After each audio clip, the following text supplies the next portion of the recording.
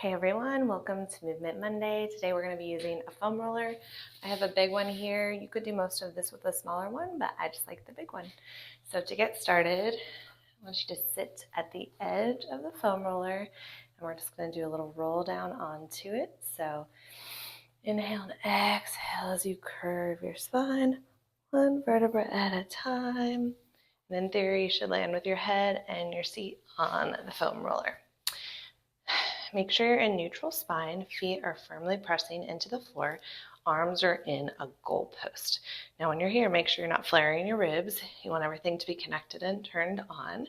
And you're just going to reach your arms up overhead, touch, and then back to goalpost, stopping at that 90-degree angle.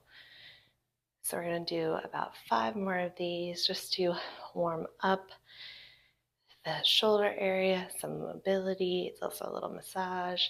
Again, make sure you're not flaring your ribs and losing your neutral spine. So pay attention that core is active and feet are pushing into the floor to help.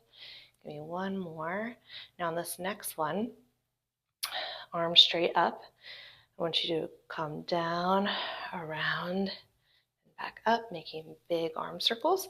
Same concept. Don't flare those ribs. Don't lose that connection. But use this as a nice massage too.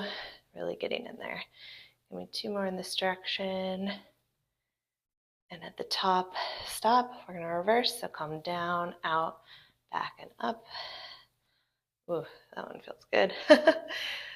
Give me 3 more here. It's nice and slow, moving at a pace that feels good for you. 2 and 1. Now put those arms down gently into the mat. The whole forearm is pushing in as sort of like a little sort of like support. We're going to put our right leg up into tabletop, left leg into tabletop. So try not to rely too heavily on those hands. See if you can almost put them up and just use the elbows as a balance point as a test. But if you need to put them all the way down, no worries. And we're going to do toe taps. So right toe arcs down and up, left toe arcs down and up. Again, make sure you're maintaining neutral spine and not flaring those ribs or tilting that pelvis. So maybe you don't touch all the way to the floor. Find the range of motion that works for you. And on your way up, make sure you're stopping with the knees over hips, not bringing them all the way into your chest. Give me 3 more each side. 1, 2, and be breathing. This next one, pop those legs up to 90, heels together, toes apart in your Pilates V, and you're going to lower to 45 and lift back up to 90. Lower to 45, back up to 90. Try to keep your legs as straight as possible. Toes are pointed, heels are pushed together, and you can definitely use those arms as a nice support, but pay attention to how much you're using them versus your core and your legs. Give me 3 more. 2. Last one. Perfect. You can put those feet back down on the mat and then just roll off gently to one side and lay on your mat for a minute. I just love how it feels to be laying on the mat after you've been on the foam roller. Everything just feels like it can sink right in. We're going to put that foam roller under the arches of your feet, hip width distance apart, butt about 2 fist distance from the foam roller. We're going to do some articulated bridges. So find your spacing. On your inhale, prepare. Exhale, begin to curl that pubic bone towards your nose, lifting 1 vertebra off the mat till you get to the base of those shoulder blades. Hold it at the top to feel that stretch, shooting out the knees, out the head in opposition, and then slowly articulate back down. We're going to do 5 of these, so really find each little vertebrae as you're waking up your spine at the top, and then exhale to come back down. 3 more. Remember to breathe. 1 more. This time at the top, hold it. Going to pop that right leg into tabletop. We're going to just do some hinge bridges. So up and down, tapping your butt to the floor and up for 5, 4, 3, 2, 1. Hold it at the top. Leg comes up to 90. Meet down to the knee and back up for 5, 4, 3, 2, 1. Hold it with your toe pointing towards the ceiling and little pulses only up for 8, 7, 6, 5, 4, 3, 2, 1. Place that right foot down and lift that left foot up immediately. And just we're going to hinge down and up for 5, 4, 3, 2, 1.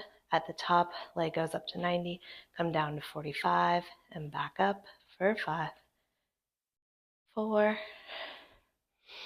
3, don't forget to breathe, relax that neck and that face, and 1, hold it up and little pulses only up for 8, 7, almost like you're stamping a hole with your toe into the ceiling, 4, 3, 2, 1. Foot comes down, even those hips out, lift them 1 inch higher, and then your slowest articulated bridge down. From here, grab that foam roller, legs out long, arms up overhead, curl that chin to your chest and slowly curve over for a little stretch and sit up tall to seated. From here, I want you to open your feet hip width, the distance of the mat, so at the corners of the mat, sitting tall on the sit bones. Imagine almost energy coming out the top of my head, shoulders down and back, pushing into the sides of the foam roller. Just from the upper body, the lower body, everything stays firm and pointing forward. I'm going to rotate to the right. As I do, imagine stretching that left heel even farther. No, the right heel even farther toward the wall to keep yourself even. And then come back through center. And then to the left.